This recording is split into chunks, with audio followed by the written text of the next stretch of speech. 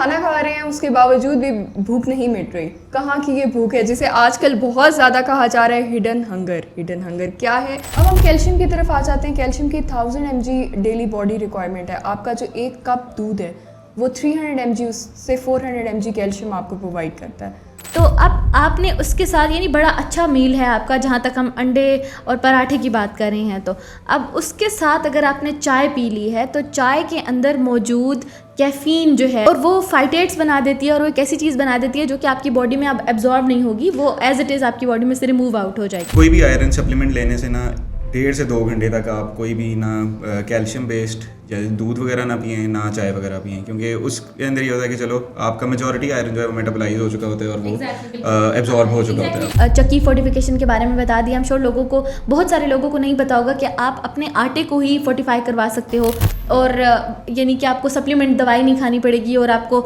जो उसके यानी कि हेल्थ बेनिफिट्स हैं वो मिल जाएंगे। अच्छा, मुझे ये बताइएगा कि एवरीडे अफोर्डेबल फूड कौन सी हो सकती है जो इस हिडन हंगर को फाइट करने में बहुत इंपॉर्टेंट रोल प्ले करती है? कैरेट्स का सीज़न होता है तो बजाय इसके कि आप उसके हलवे बना के खाएं तो कुछ थोड़ी कैरेट्स कच्ची भी खा लें, थोड़ी आंखों की भी थोड़ा ख्याल कर लें। तो अब मैं चाय का क्या करूँ? अब हम चाय कितने ड्यूरेशन के बाद, क्योंकि चाय के बगैर तो वही नाश्ता होता ही नहीं है। बल्कि जैसे बड़े कहते भी थे हमारे कि नानो वगैरह दादी वगैरह से अक्सर सुना होगा कि सुबह उठ के जी शिकंजी पी लो। बहुत बंदा एक्टिव रहता है, उसकी क्लेंजिंग हो जाती है, उसकी पूरा मेटाबॉलिज्म जो है वो एक तरह से बूस्ट हो जाता है, इम्यूनिटी बूस्ट हो जाती है। तो कि हमें ज़रूरी नहीं है कि हर बंदे को मल्टीविटामिन लेना है, उस पर पैसे खर्च करने हैं।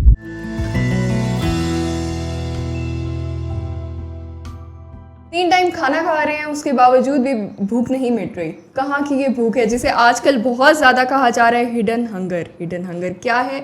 आज इसी टॉपिक पे बात करने के लिए मेरे साथ मौजूद है मेरी ही टीम की एक्सपर्ट और मेरी best friend doctor Almina. Doctor Almina clinical dietitian है और मेरे साथ मौजूद हैं doctor Shahryar. Doctor Shahryar pharmacist हैं और फार्मेसी से रिलेटेड अपनी सर्विसेज बहुत ज़्यादा प्रोवाइड कर रहे हैं। लेकिन आज इस टॉपिक पे हमें ड्रग से रिलेटेड बहुत ज़्यादा गाइड करेंगे और देखते हैं कि ये पॉडकास्ट कैसी होती है।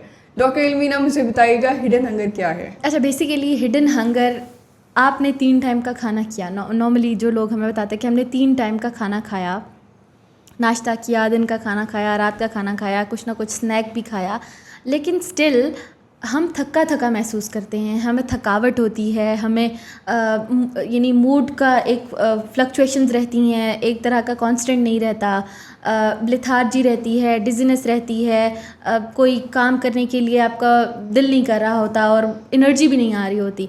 तो बेसिकली ये वो साइंस और सिम्टम्स हैं जो कि आपकी बॉडी आपको दे रही होती है कि भाई आपने जो खाना खाया है it's not only carb, fats and proteins, it is more than that.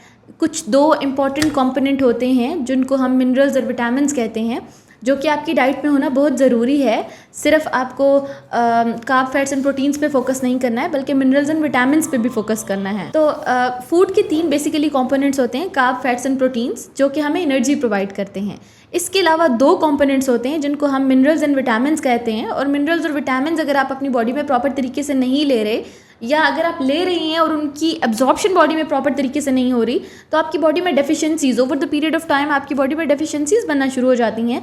और वो डेफिशिएंसीज ये होती हैं जो कि आप खा भी रहे हैं, आपके पास एक्सेस भी है फूड का, आपके पास अवेलेबिलिटी भी है, आप प्रॉपर टाइम निकाल के खा भी रहे हैं, लेकिन फिर भी कौन सी ऐसी चीज़ें हैं जो कि आप नहीं कर रहे जो कि आपको करनी चाहिए थी, जिसकी वजह से आपकी बॉडी में माइक्रो न्यूट्रिएंट्स की डेफिशिएंसीज होना शुरू हो गई हैं। सो हिडन हंगर बेसिकली इज़ कि माइक्रो न्यूट्रिएंट्स की डेफिशिएंसीज हो जाना बॉडी के अंदर, मिनरल्स और विटामिन्स की कमियां हो जाना बॉडी में। आयरन डेफिशिएंसी कितना प्रेवलेंट है पाकिस्तान में? आयरन डेफिशिएंसी के बारे में एक कुछ रिसर्चेस जो हुई हैं पाकिस्तान में वो ये कहती हैं कि लाइक अराउंड 50% जो है इस टाइम पे वुमेन स्पेशली जो ग्रोइंग एज वाली हैं, टीन्स एंड एडोलेसेंट से लेके आपके अराउंड 30-35 एज तक, वो अभी एनीमिक हैं। कुछ में तो यह है कि बहुत ज़्यादा प्रेवलेंस है, उनका एचबी लेवल बहुत ज़्यादा कम हो जाएगा, या कुछ में ऐसा है कि चलो थोड़ा सा ज़्यादा है लेकिन not near to the moderate range में आप आ जाते हैं, बॉर्डर लाइन कह सकते हैं। ले रहे हैं प्रॉपर एक न्यूट्रिशन, अपना 3 टाइम खाना भी खा रहे हैं, प्रॉपरली खा रहे हैं, लेकिन आपकी वो पूरी जो है वो डिस्ट्रीब्यूशन नहीं हो रही, एक आइडियल डिस्ट्रीब्यूशन नहीं हो रही। उसके लिए कुछ जो है ना फिर इंटरेक्शंस आ जाते हैं। अब जैसे आयरन की अगर हम बात कर लें कि आयरन की अगर फॉर इंस्टेंस हम गोलियाँ सप्लीमेंटेशन वगैरह खा भी रहे हैं, एक बंदा रेगुलरली खा रहा है या एक फीमेल है वो रेगुलरली खा रही है, लेकिन फिर भी उसका आयरन लेवल जो है ऑप्टिमल लेवल पे नहीं आ रहा है, बॉर्डर लाइन से ऊपर नहीं जा रहा। तो वो क्यों हो रहा है? अब अक्सर जो है, जैसे मिसेस मीना ने एक बार हमें बताया भी था कि हम लोग जो एक नाश्ता करते हैं वो क्या करते हैं जी, रोटी या पराठा अंडा प्लस साथ चाय पी ली। अब चाय जो है उसका बहुत ज़्यादा इंटरेक्शन होता है आयरन के साथ।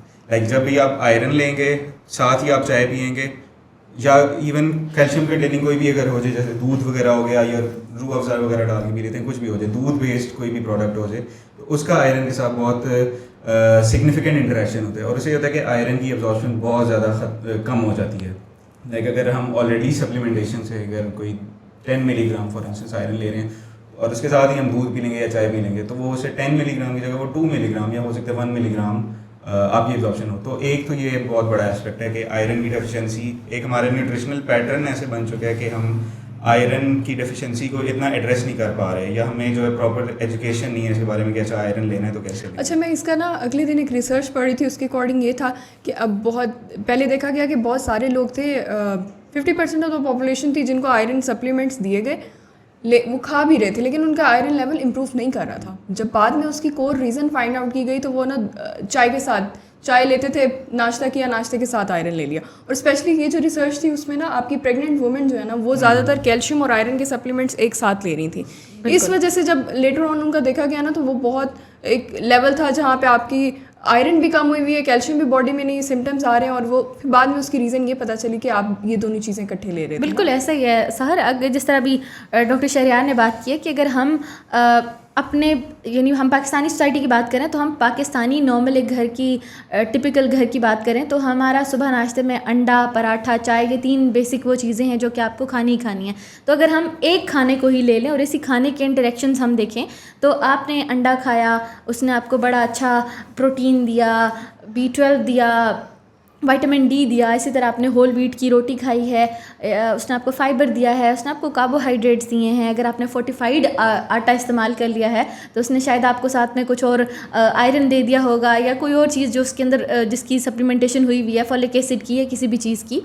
तो अब आपने उसके साथ यानी बड़ा अच्छा मील है आपका, जहाँ तक हम अंडे और पराठे की बात कर रहे हैं। तो अब उसके साथ अगर आपने चाय पी ली है तो चाय के अंदर मौजूद कैफ़ीन जो है या थियोफाइलिन की जो आप बात करते हैं तो वो आपके बॉडी में जाके आयरन के साथ बाइंड कर जाएगी। तो वो क्या होता है कि थियोफाइलिन या कैफ़ीन जो है वो आपकी जो फूड के अंदर अवेलेबल आयरन होता है, स्पेसिफिकली नॉन हीम आयरन होता है, उसके साथ वो बाइंड कर लेती है और वो फाइटेट्स बना देती है और वो एक ऐसी चीज़ बना देती है जो कि आपकी बॉडी में अब एब्जॉर्ब नहीं होगी, वो एज इट इज़ आपकी बॉडी में से रिमूव आउट हो जाएगी।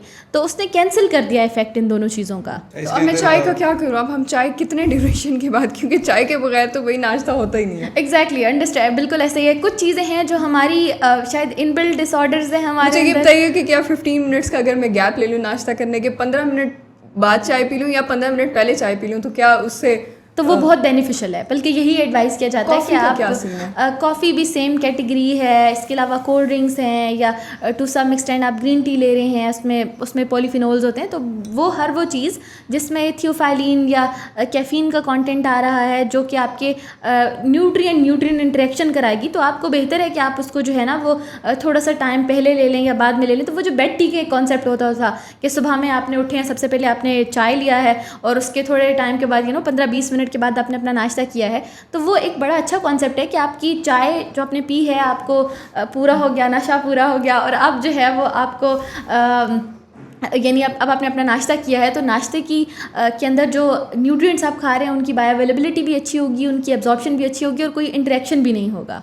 अच्छा, एक आइडियल टाइम फ्रेम जो है ना वो ये है कि आप कोई भी आयरन सप्लीमेंट लेने से ना 1.5 से 2 घंटे तक आप कोई भी ना कैल्शियम बेस्ड या दूध वगैरह ना पिएं, ना चाय वगैरह पिएं, क्योंकि उसके अंदर ये होता है कि चलो आपका मेजॉरिटी आयरन जो है वो मेटाबोलाइज हो चुका होता है और एग्जैक्टली बिल्कुल एग्जैक्टली। लेकिन ये सप्लीमेंट्स की बात हो रही है। अगर आप फूड के बारे में बात करते हैं तो obviously people usually do not have time, तो एटलीस्ट 15-20 मिनट्स का गैप देके तो अगर आप नाश्ते के हिसाब से करें। लेकिन अगर आप सप्लीमेंट ले रहे हैं, जिस तरह भी आपने प्रेग्नेंट औरतों की बात की है कि वो आयरन और कैल्शियम साथ ही ले रही हैं, इकट्ठा ले रही हैं, तो वो कहाँ से आपको वो मिलेगा, इफेक्ट मिलेगा। तो उसके लिए बेहतर है कि अगर आप सप्लीमेंट ले रहे हैं तो एटलीस्ट आपको 1.5 आवर्स का गैप देना चाहिए। अब हम कैल्शियम की तरफ आ जाते हैं। कैल्शियम की 1000 mg डेली बॉडी रिक्वायरमेंट है। आपका जो 1 कप दूध है वो 300 mg से 400 mg कैल्शियम आपको प्रोवाइड करता है। आपका जो योगर्ट है उसमें भी 300 mg कैल्शियम है। ये तो हो गया 600 mg जो हम डेली ऑलमोस्ट रिक्वायरमेंट पूरी कर लेते हैं। इसके अलावा हमें क्या ऐसी चीज़ लेनी चाहिए डाइट में या उसके कोई सप्लीमेंट्स ऐड करने चाहिए जो हमारी डेली बॉडी की कैल्शियम रिक्वायरमेंट को पूरा करते हुए वो हिडन हंगर चीज़ को पूरा कर देगा? अच्छा, ऐसे है सहर कि जैसे ग्रीन लीफी वेजिटेबल्स हैं वो आपके पास बहुत अच्छा सोर्स हैं। आप सीड्स और नट्स को ऐड कर सकते हैं, जैसे आलमंड्स है, सेज़मे सीड्स हैं, आपके पास चिया सीड्स हैं। तो आप सिर्फ डेयरी के अलावा भी अगर आप जो है ना वो फ़िश बहुत अच्छी अमाउंट में आपको प्रोवाइड कर देगी। तो आपको ये चीज़ें देखनी है कि आप ना डाइटरी डाइवर्सिटी कितनी है आपके पास। अगर आप एक डाइवर्स डाइट खा रहे हैं जिसमें नट्स भी हैं, जिसमें ग्रीन लीफी वेजिटेबल्स भी हैं, जिसमें थोड़ा बहुत कोई फ़िश का पोर्शन भी आपने ऐड कर लिया हुआ है, तो अगर आपकी वो रिक्वायरमेंट मेरे ख्याल से पूरी हो जाएगी आपको। मैं नहीं समझती कि इस टाइम पे आपको अगर आपने ये कैल्शियम को लेके आप कंसर्न है तो आपको मज़ीद कोई सप्लीमेंट्स की ज़रूरत पड़ेगी। डॉक्टर शहरयार, आप ये बताइएगा मुझे कि क्या एक स्पेसिफिक टाइम है जब आपको लगता है कि अब यहाँ पे हमें जो है ना वो डाइटरी सप्लीमेंट्स के अलावा हट के अब हमें जो है ना वो दवाई के तौर पे जो सप्लीमेंट को लेना चाहिए? अच्छा, इसमें जो आइडियल प्रैक्टिस है वो तो यही है कि सबसे पहले तो आप अपना टेस्ट कराएं, जो भी लेवल्स हैं, vitamin D levels, calcium levels, etcetera जो भी आपके न्यूट्रिएंट्स हैं उनके लेवल्स के टेस्ट एक बार कराएं। अच्छा, अब उसमें भी ये होता है कि दो किस्म के एक रेंजेस आ जाती हैं। एक तो होता है डेफिशिएंट हो जाए, लाइक बंदा उसके पास न्यूट्रिएंट वो पूरा है ही नहीं कैपेसिटी में, और एक लेवल होता है कि वो बिल्कुल बॉर्डर लाइन होता है कि चलो थोड़ी सी अपनी लाइफस्टाइल एडजस्टमेंट कर ले, थोड़े अरसे के लिए सप्लीमेंट्स वगैरह ले ले तो उसकी वो रिक्वायरमेंट पूरी हो जाएगी। अब इसके अंदर फिर दो और कॉन्सेप्ट भी आ जाते हैं, फोर्टिफिकेशन के और सप्लीमेंटेशन के। आप जब एक बॉर्डर लाइन लेवल पे हैं या इवन कि आपने नहीं भी टेस्ट कराया ना, आप एक नॉर्मल डे टू डे अपनी रूटीन करा रहे हैं, तो उसमें आप अपने जो नॉर्मल खाने पीने से, अपने डे टू डे एक्टिविटी में जो भी आप खाते पीते हैं उससे जो भी न्यूट्रिएंट्स ले रहे हैं, उसके अंदर थोड़ी सी अगर आप एक्स्ट्रा एडिशन कर दें किसी भी चीज़ की, उसमें होता है कि आपका लेवल एटलीस्ट मेंटेन रहता है, आपको सप्लीमेंटेशन की तरफ नहीं जाना पड़ता। और जो सप्लीमेंटेशन है वो स्टार्ट होती है जब आपकी डेफिशिएंसी होना स्टार्ट होती है, यानी आपकी जब प्रॉपर आ जाए डेफिशिएंसी कि इस लेवल से नीचे आपका खून में लेवल इस न्यूट्रिएंट का और आपने जी सप्लीमेंट्स की तरफ जाना ही जाना है। अब उसके अंदर फिर जो प्रॉपर प्रैक्टिस है वो ये है कि आपने सबसे पहले टेस्ट कराया, उसके बाद जो आपको आपका डॉक्टर कहेगा ना कि अच्छा ये कोर्स इतने अरसे का करना है, जैसे विटामिन डी का जो है 4 to 6 वीक्स का कोर्स होता है जिसमें आपने हर हफ्ते 2 lakh international units vitamin D आपने लेना होता है। अब वो चाहे इंजेक्शन की फॉर्म में हो चाहे कैप्सूल की फॉर्म में हो, वो आप पे डिपेंडेंट है। आप वो 4 to 6 वीक्स का फॉलो करेंगे और फिर आप दोबारा टेस्ट कराएंगे। अब जब दोबारा टेस्टिंग के ऊपर आपका एक प्रॉपर लेवल आ गया कि चलो नियर टू आइडियल है या इम्प्रूव किया एटलीस्ट, तो फिर आप अपने डॉक्टर को दोबारा कंसल्ट करेंगे और उससे कंफर्म करेंगे कि अच्छा मैंने आगे चलानी है, ये कोर्स दोबारा करना है या नहीं करना। क्योंकि उसमें क्या होता है, अक्सर ये होता है लोग जो हैं वो ले ही जाते हैं या लाइक वो छोड़ते नहीं हैं। जैसे डॉक्टर शहर के पास भी एक केस आया था, वो जो फीमेल थी वो लाइक 1.5 साल से आई थिंक या 1 साल से वो मुसलसल विटामिन डी ले ही जा रही थी और उनका अराउंड 175, यानी वो एक्सेस से भी बहुत ऊपर था आइडियल लेवल आपका। क्योंकि जो आपकी विटामिन डी की इंटॉक्सिकेशन है और जो डेफिशिएंसी है उसके सिम्टम्स ऑलमोस्ट सेम आ रहे होते हैं, वही आपको फटीग होती है, बोन में पेन हो रहा होता है इस तरह। लेकिन अगर आप अपने लेवल्स नहीं चेक कराते, विटामिन डी आप कॉन्टीन्यूस लेते जाते हैं, हर हफ्ते में 2 लाख, हर 1 महीने के बाद 2 लाख इंटरनेशनल यूनिट्स आपने ले लिए, पिछले 1.5 साल से आप ले रहे हैं, तो आपकी बॉडी रिएक्ट करेगी उससे रिलेटेड।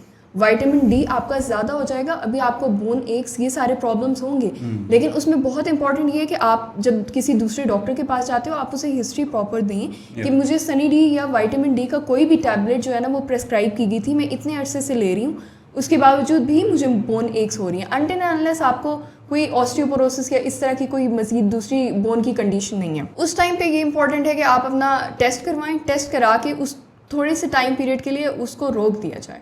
अच्छा, मुझे ये बताइएगा क्योंकि बहुत ज़्यादा ये है कि हर बंदे को विटामिन डी मल्टी विटामिन्स लेने ही चाहिए लाइफ में ना, इसका बड़ा आजकल एक चल रहा है। बिल्कुल ऐसे ही है सहर। अगर हम ना ब्रॉडर लेवल पे बात करें तो जिस तरह अभी डॉक्टर शहरयार ने बताया कि पाकिस्तान में ऑलमोस्ट 50% WRO यानी वुमेन ऑफ रिप्रोडक्टिव एज वो आयरन की डेफिशिएंसी का शिकार हैं, हमारे बच्चे आयरन की डेफिशिएंसी का शिकार हैं। तो आपको स्टेट लेवल पे आपको ना देखना पड़ता है कि हम एक डेवलपिंग कंट्री हैं और हम हर तरह का, यानी अगर आप अपने पेशेंट को बोल रहे हो कि आप फ्रूट्स खाओ और आप नट्स खाओ और आप सीड्स खाओ और आप डेयरी खाओ, जहाँ पे आपकी ऐसी पॉपुलेशन भी है जो कि अंडर प्रिविलेज है, जो कि बिलो पॉवर्टी इंडेक्स अपनी ज़िंदगी गुजार रही है। तो हर किसी के पास इतने प्रिविलेजेस नहीं होते कि वो ये सारी चीज़ें अपने टेबल के ऊपर रख सकें, कि वो अपनी न्यूट्रिशनल डेफिशिएंसीज़ को पूरा कर सकें। तो स्टेट के कुछ चीज़ें हैं जो कि मैं बताना चाहूँगी, जो कि हमने स्टेट अपने ओन के ऊपर चक्की फोर्टिफिकेशन के नाम से कुछ फोर्टिफिकेशन के प्रोजेक्ट्स कर रही हैं, जो कि लोअर पंजाब में, अपर पंजाब में, और अब बाकी सारे जो है वो जो सूबे हैं, हमारे प्रोविंसेस हैं, वहाँ पे भी वो आना शुरू हो गए हैं। तो चक्की फोर्टिफिकेशन बेसिकली ऐसे है कि आप ना बेसिक बड़े बड़े माइक्रोन्यूट्रिएंट्स देखते हो कि किस किस की डेफिशिएंसी है। आप देखते हो आयरन की डेफिशिएंसी है, B12 की डेफिशिएंसी है, विटामिन डी की डेफिशिएंसी है। तो आप क्या करते हो कि देखो, अनाज है, एक आटा है, वो तो हर किसी ने खाना है, चाहे वो अमीर है, वो गरीब है, वो रोटी 3 टाइम पे खाएगा। तो आप उस चक्की के अंदर उन माइक्रोन्यूट्रिएंट्स की एडिशन कर देते हो, वैल्यू एडिशन कर देते हो, जिसको आप फोर्टिफिकेशन कहते हो। बिकॉज़ आपका हर बंदा नहीं अफोर्ड कर सकेगा ना सप्लीमेंट को। डॉक्टर शहरयार बेहतर बता सकेंगे कि एक जो आपका मल्टी विटामिन का एक डब्बा है वो कितनी कॉस्ट करता है आपको। तो अब जो फोर्टिफिकेशन का कॉन्सेप्ट है कि आप उन्हीं चक्कियों से अपना आटा लेकर जाएं जहाँ पे फोर्टिफाइड फ्लोर मिल रहा है आपको, ताकि कुछ ना कुछ हद तक आप अपने आप को प्रिवेंट कर सकें इन माइक्रोन्यूट्रिएंट डेफिशिएंसीज से। अच्छा अलमीना, मुझे ये बताइएगा कि अगर एक बंदे ने गंदम पिसवाने के लिए दी है, उसमें साथ ही वो मकई भी दे देता है, उसमें साथ ही वो चावल भी दे देता है, तो क्या वो फोर्टिफाई कर रहा है हमारे उस आटे को? अब देखिए सहर, बात यह है कि अब आपने ये देखना है कि आप ना मकई इज़ अ स्टेपल, ठीक है, गंदम इज़ अ स्टेपल। तो स्टेपल की जो कॉन्स्टिट्यूशन है वो अलग तरह की है, मतलब ऑल्दो इनके अंदर कुछ ना कुछ अमाउंट में मौजूद होगा, लेकिन वो आपकी फोर्टिफिकेशन की जो चीज़ है उसको पूरा नहीं करेगा।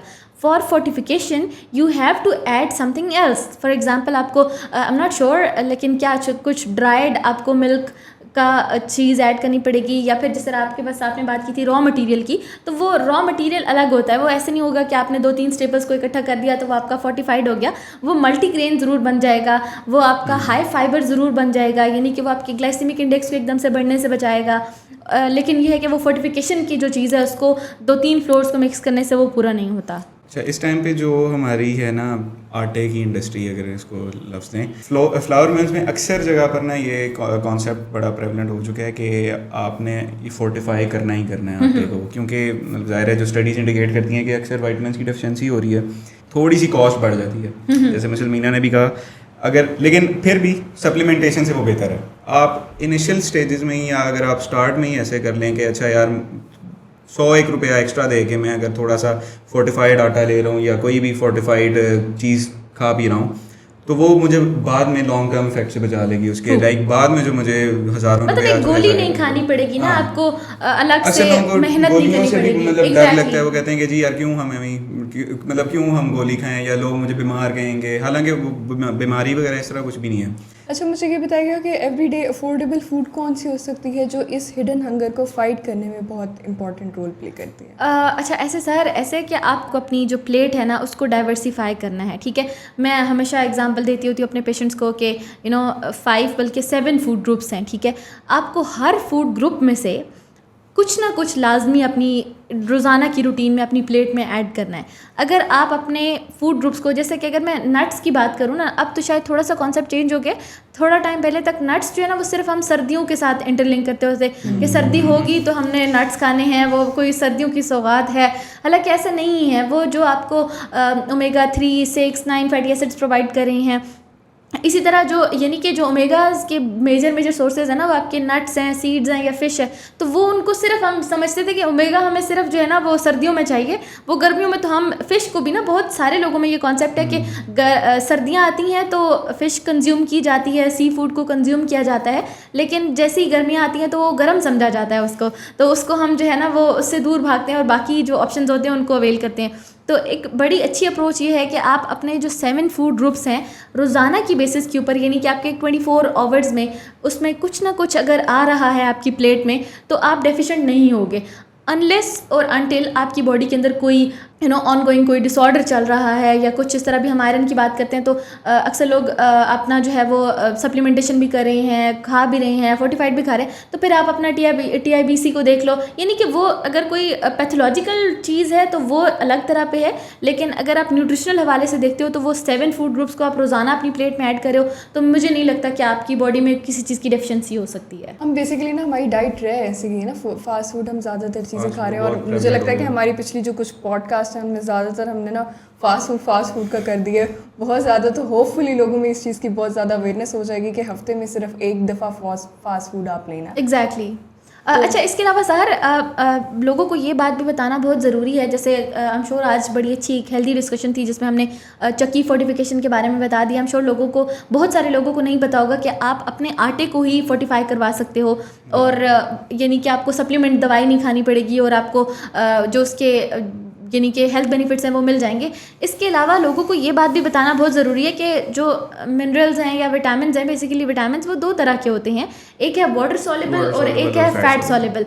तो जिस तरह अक्सर आपने सुना होगा कि विटामिन डी को कहते हैं कि दूध के साथ आपने लेना है कि उसकी एब्जॉर्प्शन अच्छी होगी, तो वो बेसिक कॉन्सेप्ट ये होता है कि आपने ना कोई फैट सॉल्युबल विटामिन हैं आपके और एक आपके जो है ना वो वाटर सॉल्युबल विटामिन हैं। ओके डॉक्टर शहरयार, आप प्लीज़ ये बताइएगा कि जैसे फैट सॉल्युबल विटामिन हैं हमारे पास A, D, E and K, तो उनके साथ आपको कितना ज़रूरी है कि आप उसके साथ कोई क्या कुछ खाने के साथ आप उसको लें, यानी कि टाइमिंग्स जो हैं वो मल्टीविटामिन्स की लेने की वो कितनी ज़रूरी है। इसी तरह विटामिन बी है और सी है, बी में बहुत सारी कैटेगरीज आ जाती हैं। आपके water soluble vitamin vitamin B complex और विटामिन सी हैं।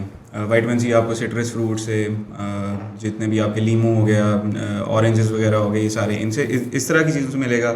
और विटामिन बी जो है वो जनरली वेजिटेबल जो लीफी ग्रीन से मिलता है आपको।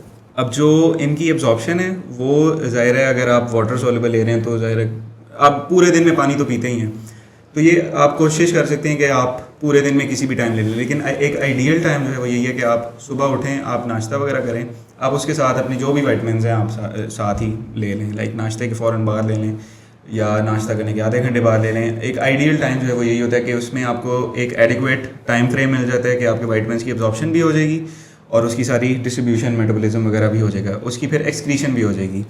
अब अक्सर जो है जैसे जो हमारा एक प्रेवलेंट है वो यही है कि सुबह चाय पी लिया, इस तरह कर लिया। अब आप जो भी चाय वगैरह पी रहे हैं, ये एक तरह से ये ना समझे कि ये कोई चाय के खिलाफ पॉडकास्ट चल रही है, ये इस तरह बात है, लेकिन एक जनरल जो हमारा ट्रेंड बन चुका है वो यही है कि हमने चाय पीनी ही पीनी है। तो उसमें हम ये फिर कर सकते हैं कि अच्छा आप विटामिन ले लें, आप थोड़ा सा चाय का टाइम फ्रेम वही 15 से 20 मिनट का बढ़ा दें, गैप कर दें। और फिर उसके बाद ये कि विटामिन डी जो है स्पेशली वो आप कोशिश करें, अगर आप इंजेक्शन के थ्रू सप्लीमेंटेशन कर रहे हैं, उसकी जो इंजेक्शन पीते हैं जैसे कहते हैं, वो आप दूध के साथ ले लें। लाइक 1 कप दूध का पी लिया, उसके फ़ौरन बाद पी लिया, या पहले इंजेक्शन पी लिया फ़ौरन बाद साथ ही दूध पी लिया। रात के वक्त जो है मैं तो एटलीस्ट अवॉइड करूँगा, क्योंकि रात के वक्त ये होता है आपका पहले ही पूरे दिन से जो है वो एक चल रहा होता है मैकेनिज़्म जो, तो रात के वक्त उसका भी थोड़ा सा रेस्ट करने का टाइम होता है, तो उसमें फिर ये होता है कि आपको डायरिया या नोजिया वगैरह कोई भी गैस्ट्रोइंटेस्टाइनल प्रॉब्लम्स हो सकते हैं। विटामिन्स की बात हो रही है, वहाँ पे मुझे ये बताइएगा विटामिन ए का रोल है आपकी आई साइट के, तो उसमें आपको कितनी जो आपके एडी की सप्लीमेंट्स होते हैं वो ले लिए जाएं, या विटामिन ए का कौन सा ऐसा रिच सोर्स हो सकता है जो हम खा लें जिससे हमारी वो सप्लीमेंट नीड पूरी हो जाए? अच्छा सहर, ऐसे है कि मतलब मैं समझती हूँ कि अल्लाह ताला ने जो हमें खाने दिए हैं, जो फ्रूट्स दिए हैं, जो हमारे सीजनल चीज़ें हैं, जैसे कि कैरेट्स हैं, जब कैरेट्स का सीज़न होता है तो बजाय इसके कि आप उसके हलवे बना के खाएं, तो कुछ थोड़ी कैरेट्स कच्ची भी खा लें, थोड़ी आँखों की भी थोड़ा ख्याल कर लें आप, तो वो बड़ा अच्छा अमाउंट में आपको विटामिन ए मिल जाता है उससे। तो जो जितने भी हमारे सीजनल फ्रूट्स हैं, जैसे कि ऑरेंजेस का सीज़न होता है तो आप ऑरेंजेस को एंजॉय करें। हर मौसम के लिहाज से अल्लाह ताला ने जो सीजनल चीज़ें भेजी हैं वो आपकी बहुत हद तक, अगर आप उनको एक एडिक्वेट अमाउंट में 2 सर्विंग्स पर डे के हिसाब से अगर आप इस्तेमाल कर रहे हैं, तो वो बहुत हद तक आपके माइक्रोन्यूट्रिएंट डेफिशिएंसीज़ को जो है वो प्रिवेंट कर देती हैं। तो बहुत ज़रूरी है कि हमें जो है ना वो चीज़ों को इग्नोर नहीं करना चाहिए, बल्कि आजकल एक कॉन्सेप्ट चल पड़ा है कि आपने डेयरी नहीं लेना, आपने फ्रूट्स नहीं लेने, आपने इसमें शुगर्स होते हैं और आपको सप्लीमेंट्स ले लेना है। तो मैं लोगों को ये बात बताना चाहूँगी कि जो आपने खाने से विटामिन या मिनरल लिया है उसकी जो बायो अवेलेबिलिटी होगी वो आपके दवाई वाले मल्टीविटामिन से आपको इतनी बायो अवेलेबिलिटी नहीं मिलेगी और उसके उतने हेल्थ बेनिफिट्स आपको नहीं मिलेंगे। यानी अगर वो विटामिन B12 आपको दे रहे हैं तो वो B12 भी देगा, लेकिन अगर आपने उसके बदले में आपने कोई गोश्त का पीस लिया है या कुछ वो चीज़ लिया तो वो साथ में प्रोटीन भी देगा आपको, वो साथ में और भी बहुत सारी चीज़ें देगा आपकी बॉडी को और वो स्टाइटी देगा। कुछ खाया है पता चलेगा आपको, गोली खाने से क्या पता चलेगा आपको। तो बेहतर है कि अपनी बजाय इसके कि आप सप्लीमेंट्स को बहुत ज़्यादा फोकस रखें और फूड को आप इग्नोर करते रहें, तो अपनी वैरायटी ऑफ डाइट को कोशिश करें कि आप उसके अंदर ऐड करने की कोशिश करें कि प्लेट आपकी वैरायटी वाली होनी चाहिए। जी ये आजकल लोग गोलियां खाते हैं, हमारे टाइम पे तो कोई गोली नहीं हुआ करती थी, हमें नहीं पता था ये मुफ्ती विटामिन क्या होता है। जी बिल्कुल, नीम साहब जो है ना वो तो हमेशा सही बात कहते हैं। अब नीम साहब के ज़माने में आप जिस तरह का लाइफस्टाइल था और वो एक बड़ी अच्छी बात थी कि आप पूरी बकरी अगर आप कटवा के अपने फ्रीज़र में रख देते थे तो वो अच्छी बात है कि आपको एडिक्वेट अमाउंट में प्रोटीन मिला है, B12 मिला है, आपने अपना आयरन पूरा कर लिया है वहाँ से। तो नीम साहब वैसे ये बताइए कि आपकी उम्र कितनी है? नीम साहब की उम्र कितनी है? और की कह रहे हैं मैं तो जवान हाँ, उम्र में क्या रखा है जी, आपका दिल जवान होना चाहिए। अच्छा, नीम साहब के लिए ना एक ये है कि उनके ज़माने में ज़ाहिर है ऑर्गेनिक डाइट होती थी, वो थोड़ा सा उनके अभी पॉइंट ऑफ व्यू थोड़ा सा ठीक है कि उनके ज़माने में ऑर्गेनिक डाइट होती थी, हर कोई अपना अनाज उगाता था या अपने परिंदे पाल लिए और बकरियाँ वगैरह ब्ला ब्ला जो भी पाल लिए। तो उसमें ये है कि आजकल के दौर में ज़ाहिर है प्रोसेस्ड फूड ज़्यादा आ गया, आपका हर चीज़ ऑलमोस्ट जो है वो प्रोसेस होती है, इवन प्रोसेस्ड मीट, आपकी गोश्त भी आपको जो है वो अक्सर प्रोसेस्ड मिलेगा, फ्रोज़न चीज़ें लोग खा रहे होते हैं। तो किसी हद तक नीम साहब की बात ठीक है, लेकिन ये है कि आजकल मतलब ज़ाहिर है ट्रेंड्स चेंज होते रहते हैं, आजकल का थोड़ा सा और ट्रेंड है, हो सकता है 10 साल बाद कोई और ट्रेंड हो जाए, प्रोसेस की जगह दोबारा ऑर्गेनिक आ जाए, तो उसमें हमें थोड़ा सा ज़ाहिर है एक फ्लेक्सिबिलिटी देनी होगी नीम साहब को। नहीं, नीम साहब का ज़माना अच्छा था, मुझे नहीं लगता कि अब दोबारा से हम शायद ऑर्गेनिक की तरफ जाएंगे क्योंकि अच्छा, मुझे ये बताइएगा डॉक्टर शहरयार के विटामिन सी, बहुत सारे लोगों का कॉन्सेप्ट है कि विटामिन सी लेने से फ्लू हो जाता है आपको। अच्छा, फ्लू तो नहीं होता, वो फ्लू को प्रिवेंट करता है उल्टा विटामिन एग्जैक्टली, वो तो इम्यूनिटी को बूस्ट करता है, इम्यूनिटी और बूस्टर है, ज़ाहिर है उसके आपके गम्स की प्रोटेक्शन है, और इसके अलावा जनरल इम्यून सिस्टम, आपकी स्किन बेहतर करता है। ग्लूटाथायोन वगैरह के साथ अगर आप इसको मिक्स करें और लाइक एक ओवरऑल पैकेज बना कर लें तो आपकी स्किन रिजुविनेशन और एंटी एजिंग, ये सारे इसके बड़े बेनिफिट्स आ जाते हैं। तो उसकी हमें थोड़ी सी जो है वो अपनी डाइट की मॉडिफिकेशन करनी चाहिए, और एटलीस्ट ये है कि सिट्रस फ्रूट्स हम, ये तो नहीं है कि बेमौसमी तो नहीं है उन्हें कह सकते, लेकिन हम सिट्रस फ्रूट्स वगैरह लीमू का इस्तेमाल करते रहें सुबह उठ के। अगर बल्कि जैसे बड़े कहते भी थे हमारे कि नानो वगैरह दादी वगैरह से अक्सर सुना होगा कि सुबह उठ के जी शिकंजी पी लो, वो एक गिलास पानी ले लिया, उसके अंदर नींबू डाल लिया और थोड़ी सी चलो चीनी मिला ली और वो पी लिया, तो उससे उनका पूरा दिन जो है वो बड़ा अच्छा गुजरता है। एग्जैक्टली, बिल्कुल, बहुत बंदा एक्टिव रहता है, उसकी क्लेंजिंग हो जाती है, उसकी पूरा मेटाबॉलिज्म जो है वो एक तरह से बूस्ट हो जाता है, इम्यूनिटी बूस्ट हो जाती है। तो इस तरह की प्रैक्टिसेस कुछ जो हमारे बड़े कहते थे वो हमें बिल्कुल आगे ऐसे ही लेके है, चलनी बिल्कुल पड़ेगी। बिल्कुल। और हमारा वो टर्मेरिक का सालन में हल्दी का डालना और इस तरह की चीज़ें जिसकी एंटी इन्फ्लेमेटरी प्रॉपर्टीज़ हैं, और ये जो हमारे बड़े बूढ़ों ने हमें बातें बताई हैं वो शायद उन्होंने तिब के ज़माने से सीखी हुई थी, तो वो हमें उनको इग्नोर नहीं करना चाहिए। और ये जो अभी आजकल के फैंसी जो हमने कॉन्डिमेंट्स डाले हुए हैं उनके साथ साथ हमें थोड़ा उन चीज़ों को भी बरकरार रखना चाहिए और वो लाजमी हमें अपने खानों में ऐड करनी चाहिए। और बल्कि मैं इसके साथ एक बात ये भी ऐड करना चाहूँगी कि आपके जो मल्टीविटामिन है ना, अक्सर लोग हैं कि वो यानी कि मल्टीविटामिन अगर ले रही हैं, इंडस्ट्री एक तो हमारी बहुत ज़्यादा प्रमोट करी है विटामिन सी के हवाले से, इसको स्किन के हवाले से बहुत ज़्यादा, कोलेजन सप्लीमेंट्स उनको बहुत ज़्यादा उसको किया जाता है, यानी कि अपनी अपनी इंडस्ट्री को वो करने के लिए, प्रमोट करने के लिए अच्छी बात है। लेकिन कभी कभी आप you go out of the box और आप बहुत ज़्यादा उसके बेनिफिट्स बता देते हैं कि people ignore all the other multivitamins.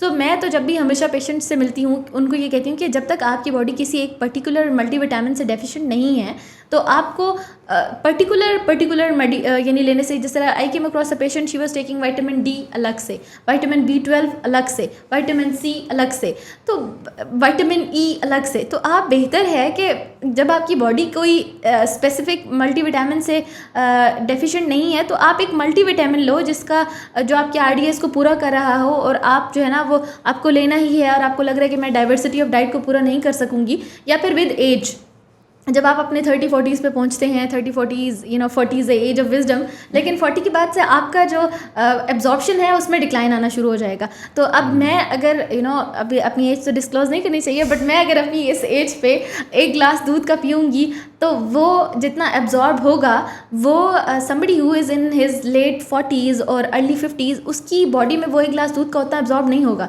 मेरी बॉडी में वो अगर 70% या 80% एब्जॉर्ब हो रहा है, उसकी बॉडी में वो 30% 40% एब्जॉर्ब होगा। तो चीज़ों की एब्जॉर्प्शन भी इफ़ेक्ट होती है आपकी एज के साथ। तो ये भी बड़ा इंपॉर्टेंट होता है कि ऐसा नहीं है कि सिर्फ हम डाइवर्सिटी को देखते रहें। आपको अगर ज़रूरत है मल्टीविटामिन ऐड करने की, जो कि आपको लग रहा है कि मैं डाइवर्सिटी को ऐड नहीं कर सकूंगा डाइट में, तो आपको ऐड करना चाहिए, पर एक multivitamin one that fits for all. मैं डॉक्टर शहरयार को इस बात पे बड़ा अप्रिशिएट करूँगी कि हम जब भी डॉक्टर स्मार्ट के लिए he is a very dedicated person, तो ये जब भी मल्टीविटामिन को ऐड कर रहे होते हैं ना उसमें, तो वो उसमें बड़ा सारा काम कर रहे होते हैं, ऐसे बैठ के मल्टीविटामिन देख रहे हैं, इसका आरडीए कितना है, इसका सोर्स कितना है, इसकी क्या चीज़ कितनी है। तो वो कंपेयर कर रहे होते हैं कि it's not only about marketing कि किसी की मार्केटिंग अच्छी है तो इसका मतलब है कि वो मल्टीविटामिन अच्छा है। नो, आपने ये देखना है कि उसके अंदर बायोअवेलेबिलिटी कितनी है, उसने आरडीए को कितना मीट किया है। तो ये बड़ा उसमें ना लिख रहे होते हैं, तो उसके हिसाब से ये बनाते हैं कि ओके इसकी कॉस्ट इतनी है और ये चीज़ें प्रोवाइड करेगा आपको, और हमारी सोसाइटी इन चीज़ों में डेफिशिएंट है, तो ये ज़्यादा बेहतर ऑप्शन है। तो ये जो है ना वो I would give 100 marks to him कि वो जो है ना बड़ा ख्याल रखते हैं। तो डॉक्टर शहरयार मुझे ये बताइएगा कि विटामिन कौन से ऐसे हैं जो कुछ एक ड्रग्स हैं जिनके साथ लेना होता है ताकि जो है ना उनकी डेफिशिएंसी ना हो जाए। अच्छा, इसमें 2 किस्म के बी विटामिन आते हैं जिनके साथ आपकी सप्लीमेंटेशन जो है वो ऑलमोस्ट नेसेसरी हो जाती है। एक तो हैं टीबी वाले जो पेशेंट्स हैं। टीबी भी ज़ाहिर है काफ़ी प्रेवलेंट हो गया पाकिस्तान में, और उसके जो भी पाकिस्तान जो है वो टॉप 10 कंट्रीज़ में आता है टीबी से रिलेटेड। तो उसके लिए ये है कि आपकी विटामिन B6 की सप्लीमेंटेशन या उसके साथ साथ आपकी थेरेपी में जो है B6 इंक्लूड होना चाहिए, क्योंकि उसमें जो आपका वो 4 ड्रग्स का होता है रेजिमेन, तो उसमें उससे आपका जो विटामिन B6 के लेवल है ना वो बहुत ज़्यादा डाउन हो जाते हैं बॉडी के अंदर। ज़ाहिर है मेटाबॉलिज्म होता है वो थोड़ा सा एक डिटेल आगे और डिटेल है। तो B6 की जो है आपने सप्लीमेंटेशन वो टीबी के पेशेंट्स के अंदर मस्ट करनी होती है। इसके अलावा जो मेटफॉर्मिन है जिसको हम नॉर्मली शुगर में यूज़ करते हैं, ग्लूकोफेज जिसे कहते हैं हम, उसके साथ विटामिन B12 की सप्लीमेंटेशन वो बहुत ज़रूरी है, क्योंकि आपके 1.5-2 साल के अंदर जो है वो विटामिन B12 की कमी हो जाती है और डेफिशिएंसी की तरफ जाने लग जाती है बॉडी। तो उससे ये होता है कि आपकी जो उंगलियां हैं पाँव की और हाथों की उंगलियां वगैरह, उसके अंदर जो सुन होना और टिंगलिंग सेंसेशंस आना और नमनेस वगैरह होना वो उसकी वजह से होता है बेसिकली। तो B12 क्या करता है, विटामिन B12 वो आपकी नर्व्स को स्ट्रेंथन करता है और आपकी नर्व इम्पल्सेस जो है वो अच्छे तरीके से जनरेट करवाता है ताकि ज़ाहिर है ये टिंगलिंग सेंसेशन वगैरह ख़त्म हो। तो आपको कोशिश करनी चाहिए कि आप इनिशियली माइन्यूट क्वांटिटी में या थोड़ी सी क्वांटिटी में आहिस्ता आहिस्ता सप्लीमेंटेशन स्टार्ट करें B12 की, अगर आपको शुगर डायग्नोज हो गई है। और फिर शुगर डायग्नोज होने के बाद उसको एक आपने अपने पूरे रेजिमेन के अंदर इंक्लूड करना होगा 2 से 3 साल के बाद, क्योंकि इवेंचुअली आपका जो मेटफॉर्मिन की वजह से जो है B12 लेवल्स वो कम होने ही होने हैं। ठीक है, अच्छा, और फिर आ जाती हैं कुछ कॉमन डिजीज़ हैं, जैसे अक्सर फीमेल्स में प्रेवलेंट है थायराइड का प्रॉब्लम, बड़ा प्रेवलेंट हो रहा है आहिस्ता आहिस्ता। उसके अंदर आपका विटामिन D का और कैल्शियम का जो लेवल है वो काफ़ी कम हो जाता है, उसके अंदर आपको ज़रूरी पड़ जाएगी। जो CKD के पेशेंट होते हैं, गुर्दों के मरीज़ जिनको क्रॉनिक किडनी डिजीज़ कहते हैं, जो स्पेशली स्टेज 3, 4 और 5 वाले हैं, उनके अंदर आपने विटामिन D की आपको जो है सप्लीमेंटेशन वो बहुत ज़रूरी हो जाती है, क्योंकि उनका जो बेसिकली जो कन्वर्जन हो रही होती है विटामिन D की एक्टिव फॉर्म में बॉडी के अंदर, वो किडनीज़ की इम्पेयरमेंट की वजह से प्रॉपर्ली नहीं हो सकती। तो ये कुछ विटामिन्स हैं जो आपको करने ही पड़ेंगे, लेकिन फिर एट द एंड ये सारे खुद से डायग्नोसिस एग्जैक्टली बिल्कुल ऐसे ये जब तक आपको डॉक्टर कहेगा या आपके प्रॉपर टेस्ट वगैरह होकर रिजल्ट्स नहीं आएंगे तब तक आपने खुद कुछ भी नहीं करना, क्योंकि सेफेस्ट प्रैक्टिस यही है।